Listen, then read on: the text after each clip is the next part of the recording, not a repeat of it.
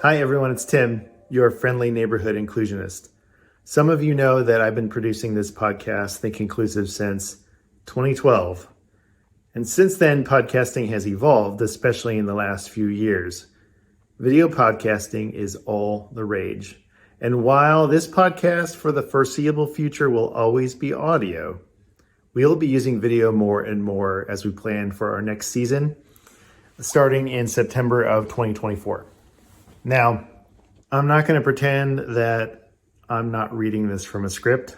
This is exactly my process when I produce the audio podcast. All of this to say is that for this episode, we're trying out a video version, which will be posted on our YouTube channel. Oh, and by the way, if this is your first time hitting play on Think Inclusive, welcome. We are glad you're here.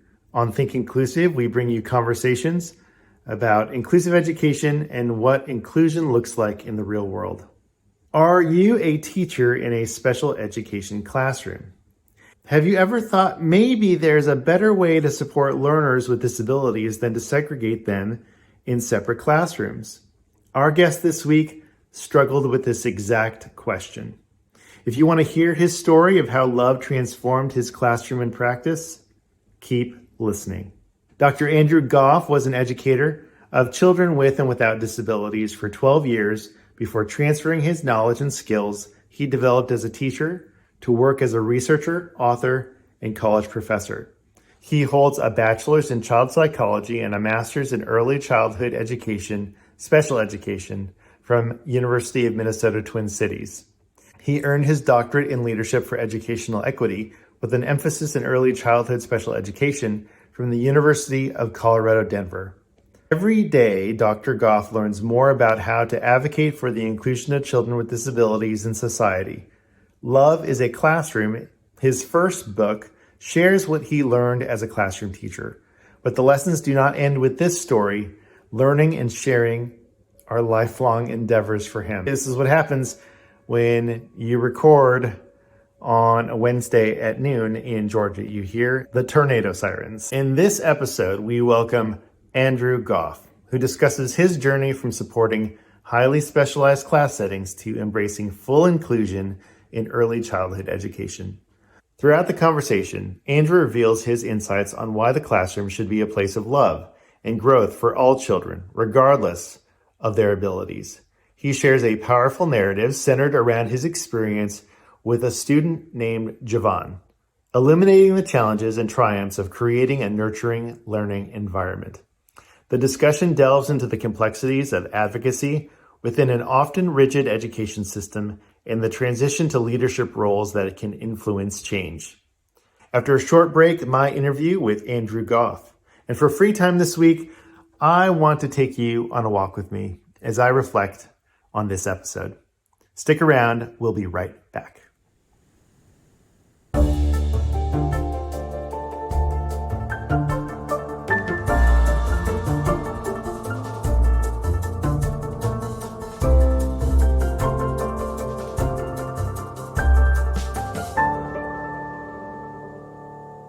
Andrew Goff, welcome to the Think Inclusive podcast. Thanks, Tim. It's wonderful to be here. Let's talk about why love is a classroom. Like, what was the transformational moment that turned you around? You know, you said that at one point you're thinking maybe, some kids really do need a special classroom with highly trained staff and intensive support. Like, what changed your mind from that line of thinking? To be honest, it wasn't something that it was this aha, and that's actually, I think, part of the writing process. So when I went into writing this book, it was more for therapeutic reasons. I didn't expect it. I needed to process this experience. It had been, 2 years since, the passing of Javon. And I think I was just coming to a place, just both professionally and personally, where I was like, this is something I need to talk about.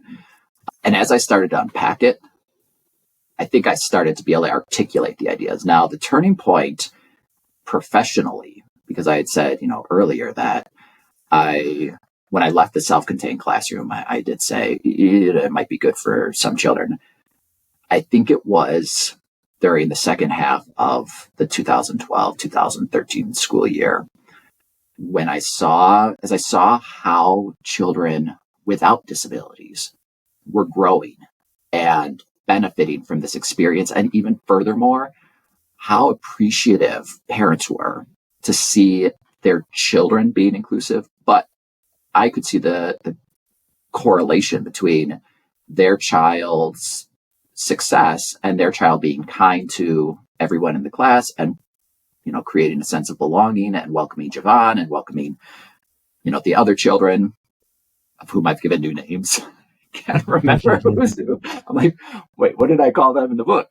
When I saw how beneficial it was to children without disabilities, how beneficial it was to the families, how beneficial it was to the children with disabilities, even the children who don't have IEPs, children who are just disabled by the curriculum.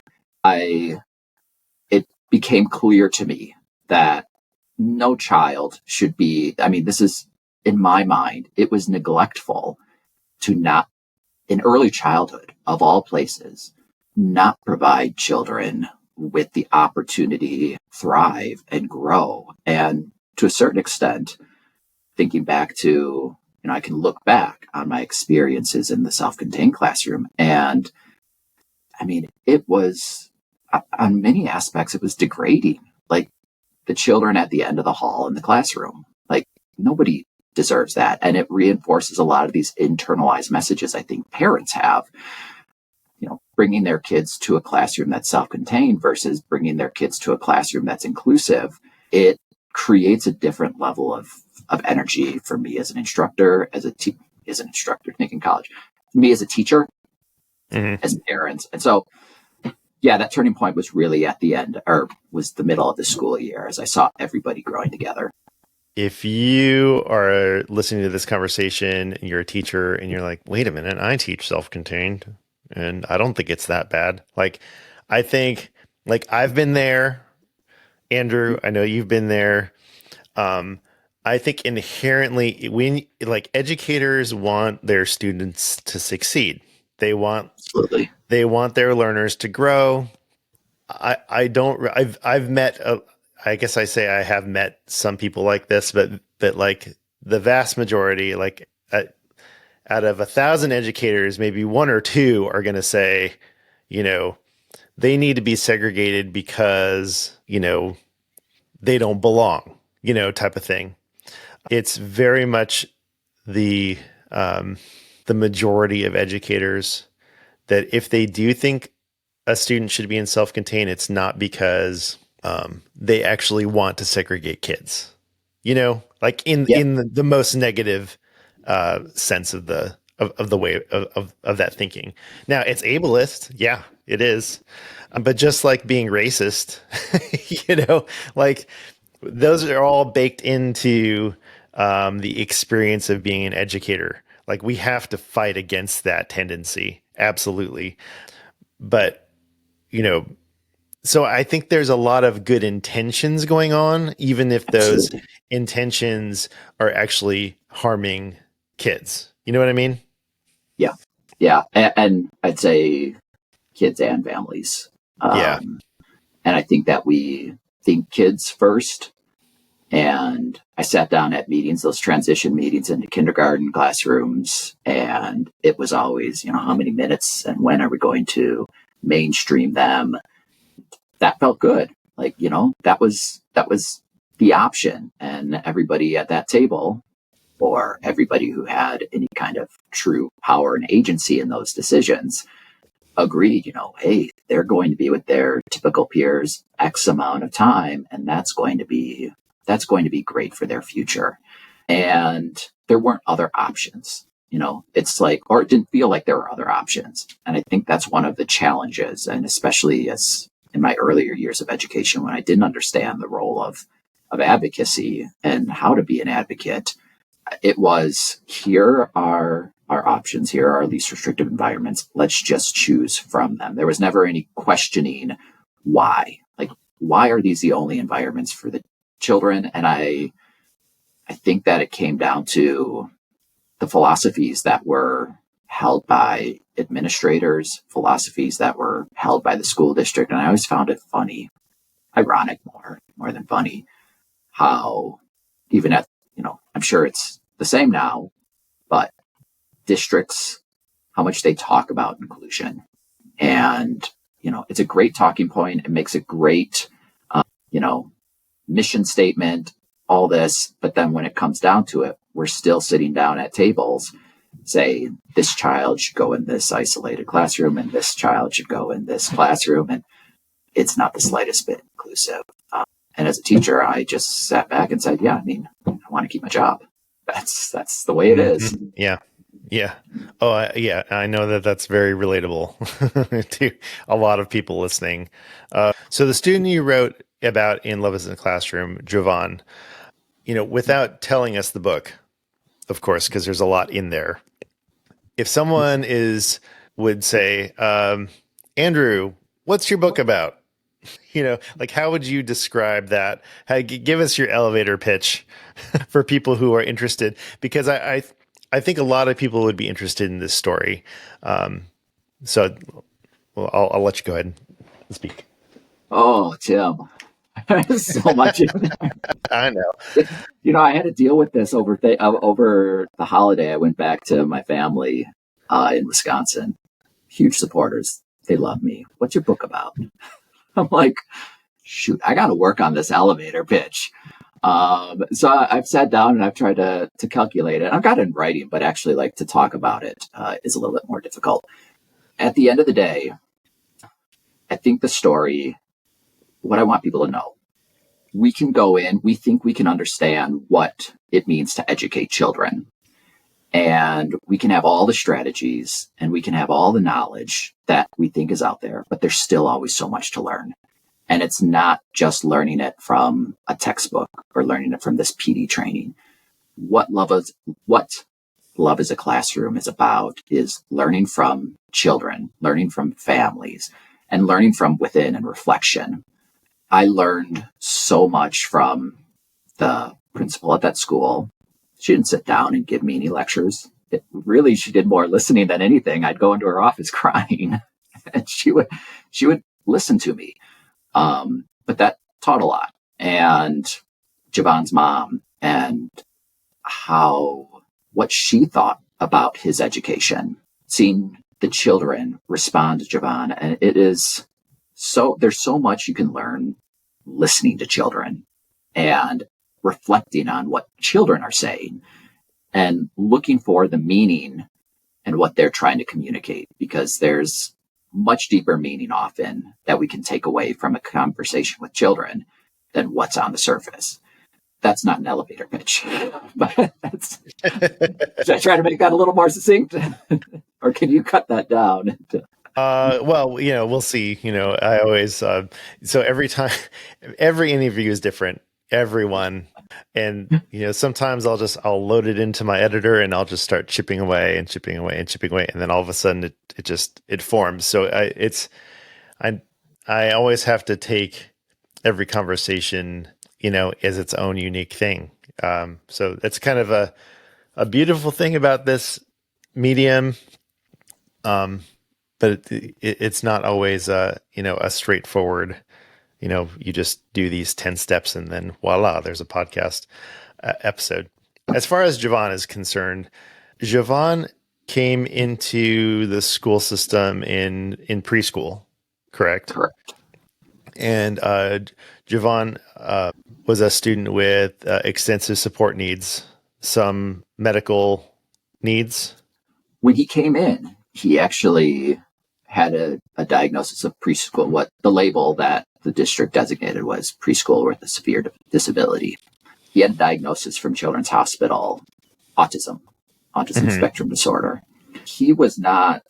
We did not see him. His documentation did not suggest that he had, any sorts of needs that were beyond what we might provide for another child. He was having seizures when he came in, which is not unusual for our students. We have procedures, but that wasn't the initial the concern initially was we're working with a child who has autism and who has seizures. It wasn't really beyond that.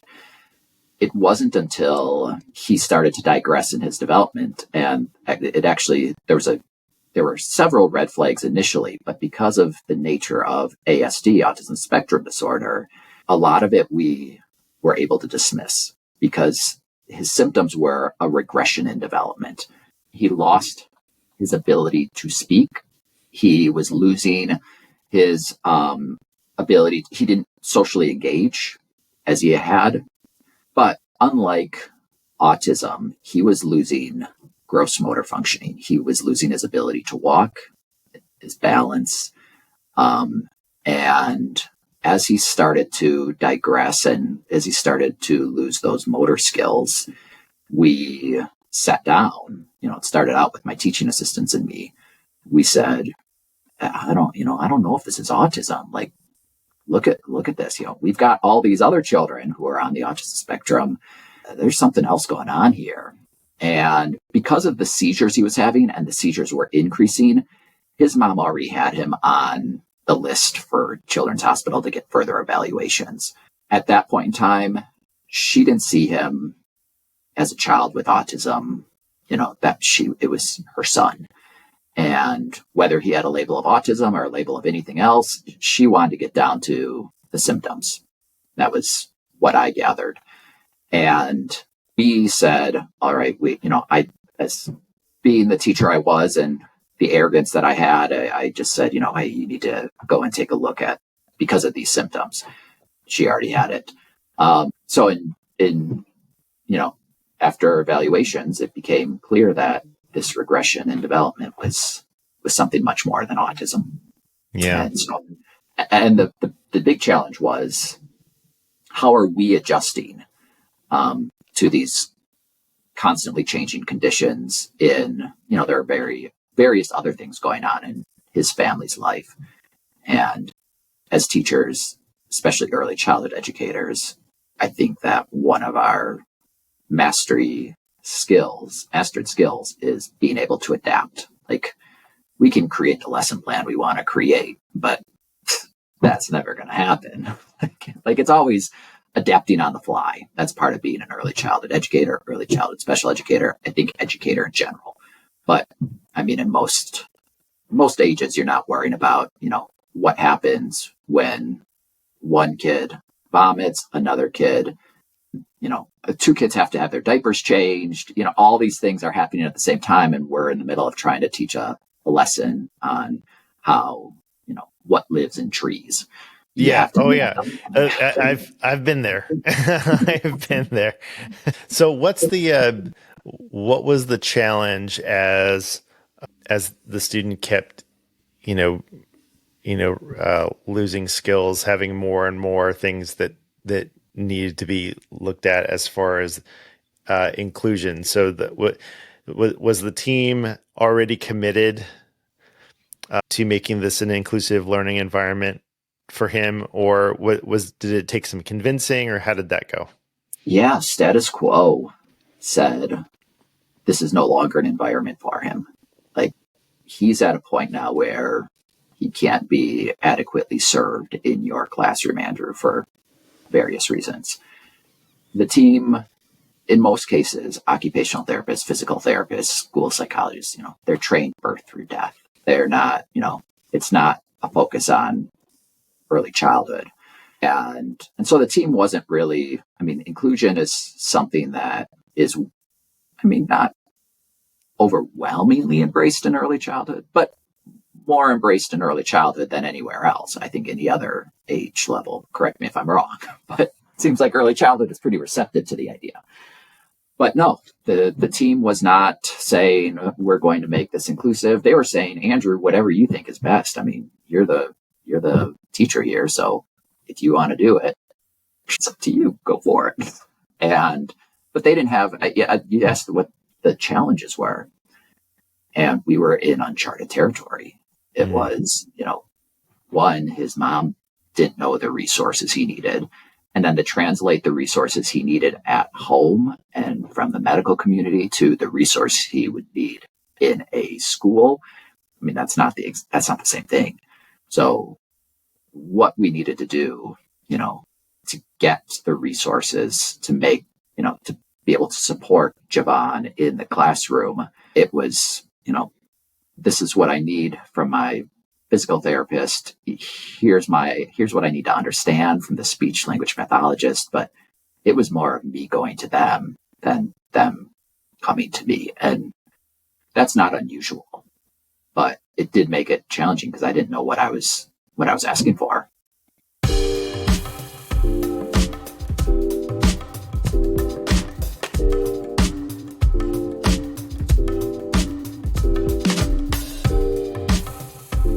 Yeah.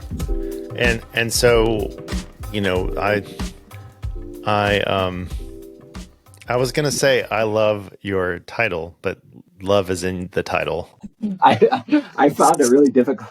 I'm trying to figure out how to say, I appreciate the title of your book. So here's my question. In the title, love is a classroom, and having, having looked at the preview and reading your story, it seems like the love that you had for your student and for your classroom is what made, and it's not just you. I mean, everyone eventually had to pitch in, right? So, but the love is where creating the inclusive classroom, like the love that's where it came from, right? Yeah. And I think that I came to recognize it as love later on. As a man in early childhood, you can't say I love you. You can't tell a child. You can't even think I'd love a child. There's too many negative associations with men and affection, and especially with young children. And so to come to terms, or recognize, I should say, love in that classroom, it was step back 10 years and say, like, that's what it was. It was love that was driving it. At the time, I think it was more of compassion. It was, dignity. It was being supportive. It was never turning away because I was uncomfortable. And X plus Y times 3, whatever the mathematical formula, it all came down to what was happening there it was love. It was love from the children. It was love from the families. It was love from me. And, not only is it society's rejection or society's distaste for men being affectionate toward children, it's also that our society doesn't really have a universal definition for love. And so I wouldn't necessarily say, I would say you have to love your students in order to create the classroom that came to be during that story that I tell in 2012, 2013. It was more about, those acts of compassion and understanding, respect, and really embracing what everybody brought to that classroom and not saying I'm at the center, recognizing children and families are at the center of this classroom. And if I try to drive it, I think that was one of the mini lessons was, and I've carried that on up to my college classes right now. I can't be the center of the curriculum. If I'm the center of the curriculum, it's not going to be inclusive.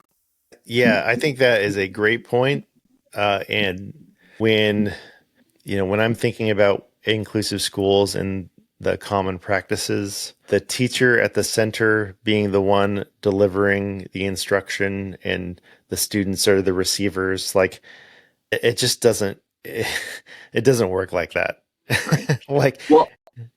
And I think in early childhood, and in most cases, you don't have anybody, they're not up there preaching. They're not up there. They're not the sage on the stage, but they are the ones creating the lesson plans. They are the ones dictating what we're going to be doing. Here are the standards that are going to be taught. Here are the IEP goals that we need to be able to accomplish. And so even if I went into a typical early childhood classroom, compare that to what's happening in a kindergarten classroom or a first grade classroom, I would say that's way closer to inclusion. The kids are interacting with each other. They're learning through experience.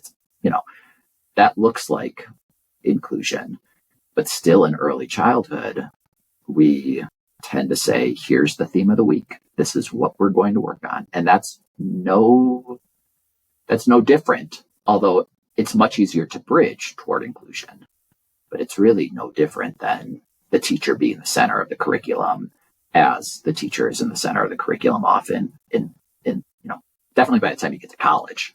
It's like, that's just how things work. Right. High school, same thing. Yeah.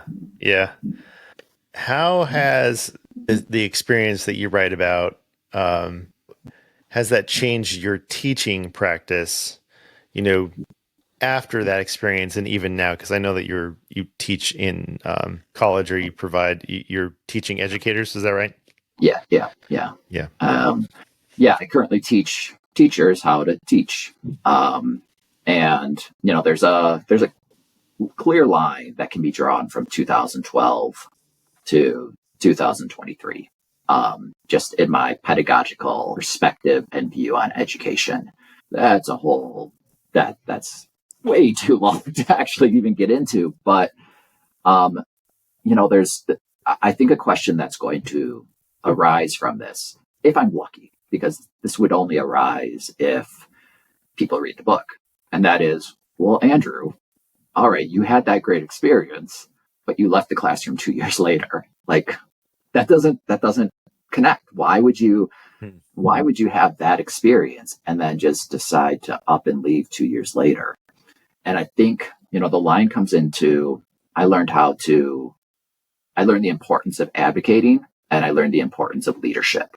And when I'm looking at, from that point in time to right now, when I'm working with teachers who are learning, or early child, when working with professionals who are learning how to become high quality teachers, I am always reiterating and talking about leadership. Like, it is always going to come down to leadership and understanding from a leadership lens, how to be a leader, how to be a follower, putting the children at the center. And, just that lesson that I learned at that point in time, it's, I wouldn't say prosperity. It's been very far from prosperity. I'm not making any money, but, getting to the point where my belief system now, what I'm able to teach, the research that I'm looking at now versus the research I would have been looking at before, it's linear from what I learned in 2012 to, the way that I look at things now. To answer that question about why I would leave the classroom 2 years later, I think that's going to be the subject of my next book. But so feel free to edit this out. But ultimately, I was trying to advocate, and I was looking for leadership. And when I was advocating and trying to lead and looking for support from leadership, it ended up backfiring. And so that's not always the route to keeping your job or maintaining a position, but I found home for it in other places. The truth is, though, I recognize the privilege that I've had and that I've been afforded to get to the point that where I'm at. I don't know if I answered your question at all. Well, you bring up a great point about, like, the tension between being an educator and an advocate. And by advocate, I mean that, you see there's a problem with the way the educational system, it doesn't matter what district, it really doesn't.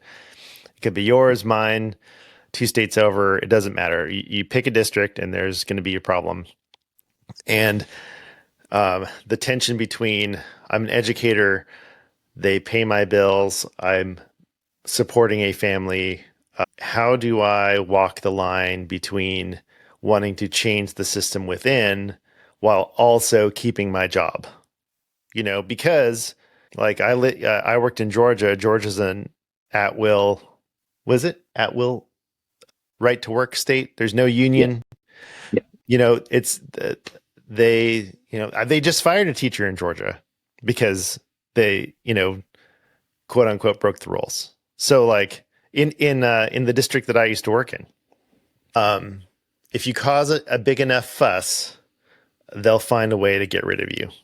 So, how do you work in a system like that, and you're wanting to change things, but also, you need to show up to your job every day, and you need to you have students, you have Yeah. faculty, you have, people that are relying on you. So it's a really tough situation. Yeah, and I see that in my adult learners. Most of them work in childcare programs and they're getting paid minimum wage and it is about survival. They come into these classes and I try to keep things, on I try to approach it from a realistic standpoint of, there's a leadership hierarchy here. People aren't trained, people just aren't very well trained overall, especially in leadership. But it creates that real tension of, Andrew, you're teaching us all these things that are great about including children and, strategies for guidance in the classroom and X, Y, and Z. But I get to the classroom and my teaching assistant doesn't understand what I'm talking about. My administrator is pulled in every single direction. The teachers next door say mean things about me because I'm pursuing my education. So they think that I'm, some special person. I think so highly of myself. And so they come to me and it's like, how do I do this? Like, how can I take what you're teaching and all this stuff that research, all these ideas that research tells us is going to work with children? What do I do? And there's never one simple answer. And fortunately, I know my students fairly well and I can kind of I can listen to their angles and what's going on and get to more of the details.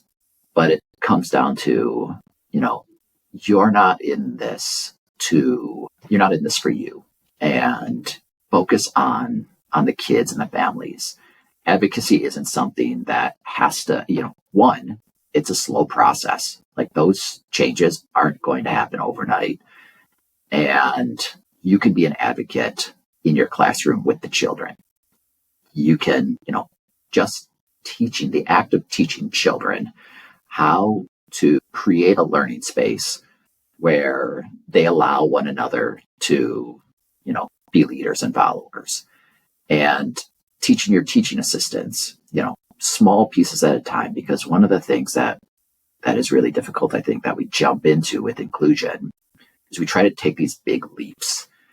Teachers in my classes want to take these big leaps because I share these, here's what my classrooms were like. And it was so incredible. And they're like, Andrew, we want to do that. But it's incremental. Yeah. And so start with your own practices, start with your teaching assistants, or start with your teacher. If you are a teaching assistant, start with your families, start with your children. And, the truth is, administrators, as long as they don't have to be putting out fires in your classroom, usually they're not going to care. Hone those skills and then become a director yourself, become a leader yourself, and put yourself in the position where you can make those decisions.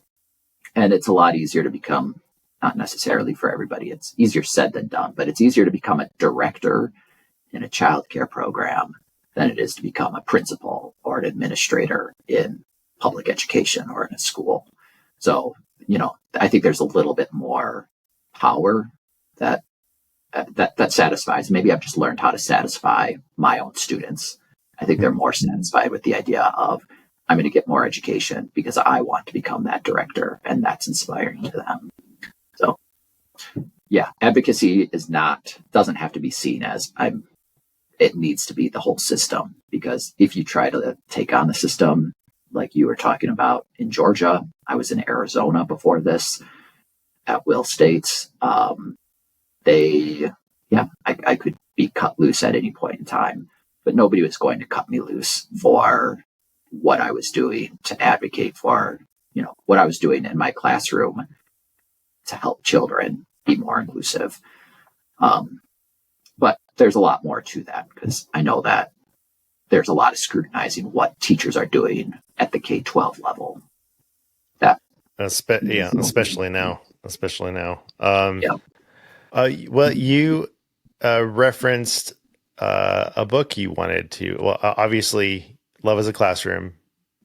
Go out and get Love is in the Classroom, read it, tell Andrew what you think of it. But you also have another book you want to plug, right? Yeah. I've admired the work of many folks ahead of me, and there are a lot of great people out there who have helped guide me in understanding my own practices. And Love is a Classroom is a story that really helped me understand why this is so important. But it still leaves, even when you know your why, it's even more frustrating. Like, I know why I want this, but how do I do it? Mm-hmm. And I've been able to turn to the work at Inclusive Schooling, inclusiveschooling.com, Julie Costin and Christy Preddy-Franczak. And they really do a phenomenal job. I mean, I just love their work and how they are able to answer that question of, here's what we need to do and here's how we need to do it. And so their book, The Way to Inclusion, was released a couple months ago. And along with all their other work, it is a great resource for, there you go. It's right here for me. We're holding it up. We both have copies of it on our desk, apparently. We'll send this over to them and say, hashtag inclusive schooling. So, it's their work is always looks at leadership, and leadership not from just the administrators, but leadership around the classroom or around the entire school. I encourage listeners, readers of my book, to set it down when you're done and say, how do I want to do this? I'm inspired. I want this to happen. And know that they can go over to the work at Inclusive Schooling and get guidance on how their district, how their school can actually make this happen. After a quick break, the mystery question.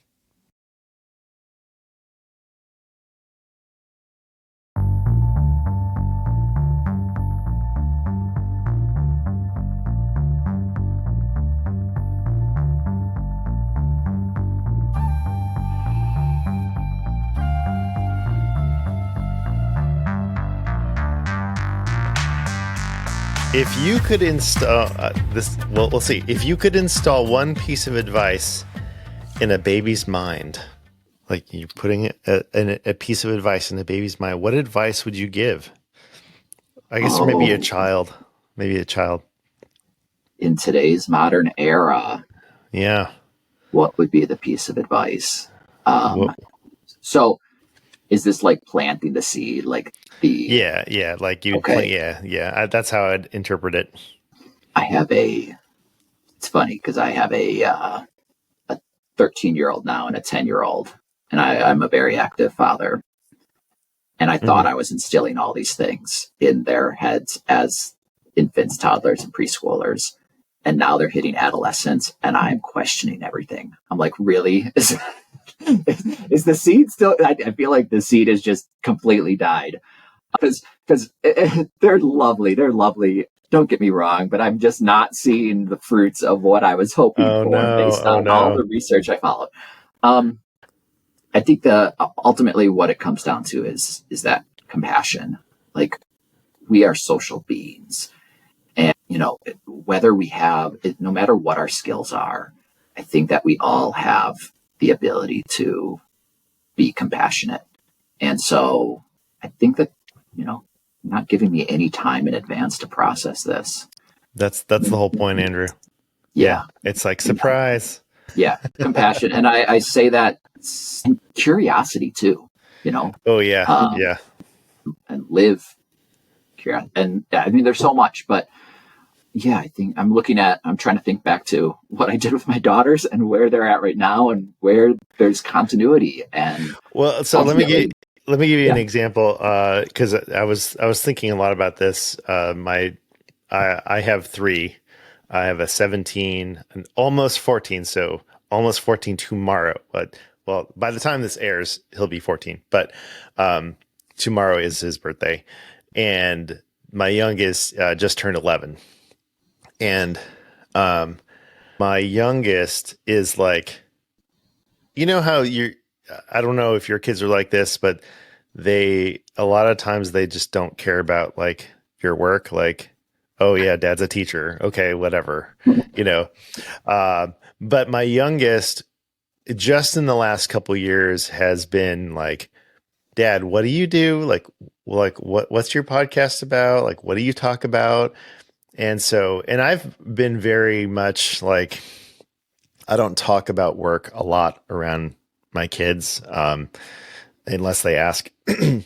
But she's been very, very interested in like inclusion and what that means and disabilities and all this stuff. And so she was joining this, like, it's called the Helping Hands Club at her middle school. And she had to write an essay. And she wrote the essay and she's like, hey, Dad, would you look at it? And so I was looking at it, and, you know, there's like, just with, when you're talking with anyone about, you know, disability, you know, like the helper versus the helpee, and, you know, really we're just trying to be friends, you know? So I was kind of like walking through that with her, and I'm like, well, you want to be friends with them? Like, well, yeah, I want to be friends, you know? Like, I think that's one of the things that I wish that I could like install or implant in kids' minds even when I was a teacher, is if you see someone that's different, or, you know, is, you know, maybe visibly they have some sort of disability, not to automatically think that they need help, you know, but it's more like, how can we honor and how can we just be friends with people just because they're humans, you know?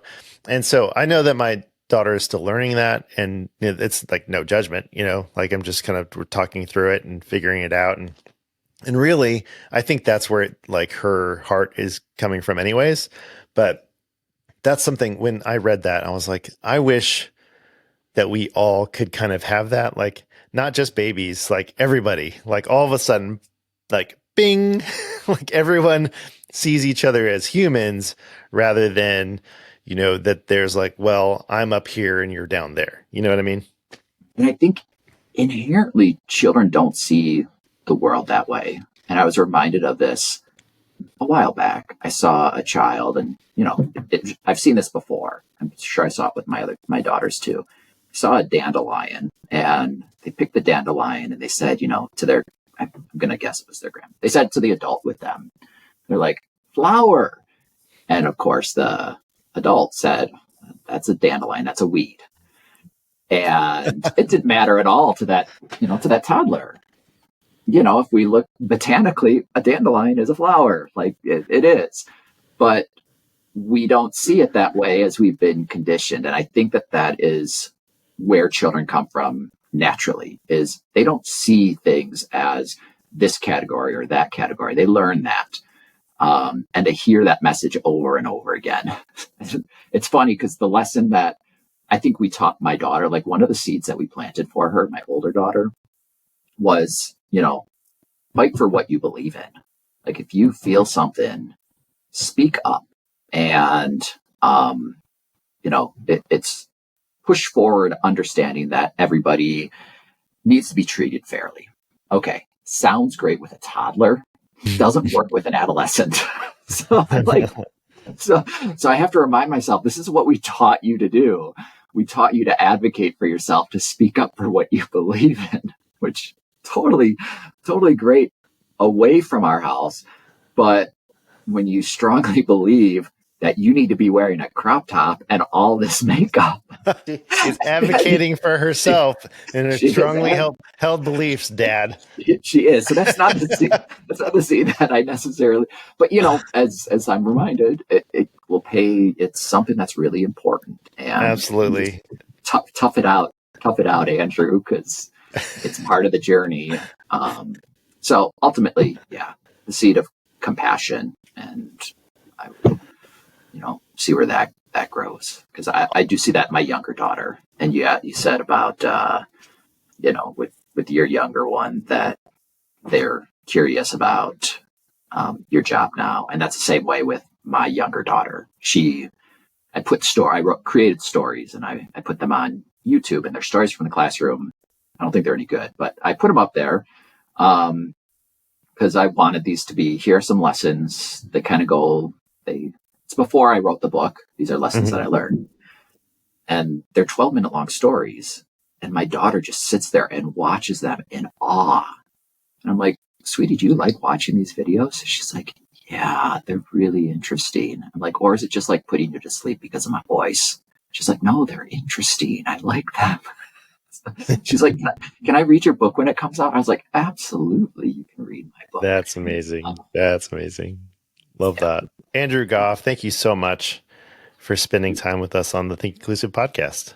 Tim, it has been my honor. Thank you for inviting me on. That chime means it's free time. For free time this week, I'm taking you on a walk on the Noonday Creek Trail in Kennesaw, Georgia. This is one of my favorite places to run and walk, spend time with the family. It's a beautiful sunny day. It's probably around 65 degrees. And after I wrap up this recording, I'm going to be going for a run. I really loved the conversation I had with Andrew because I can totally empathize with being a special education teacher and feeling torn about how vocal to be about wanting to bring inclusive practices to my school or district. That's exactly how I felt. I spent 16 years in public schools, and for really the majority of the time, I was at some point trying to bring inclusive practices to where I worked, and not everybody wanted to hear it. And for Andrew, I know that he got to the point where he needed to do something else. And that's kind of exactly where I was. I had to decide whether or not to go somewhere else. And that's eventually what I did in 2020 when I joined the Maryland Coalition for Inclusive Education.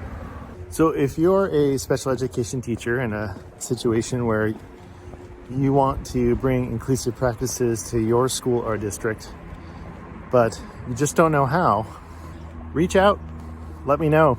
I'd love to chat with you.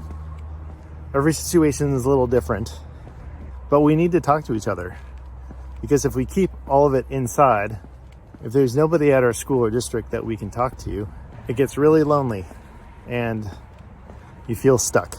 And when you're an educator, you don't want to feel that way. You want to feel like you're making a difference in the lives of children. So reach out. You can find me on the socials, or you can email me at tvillegas@mcie.org. Okay, that's it for this week's episode.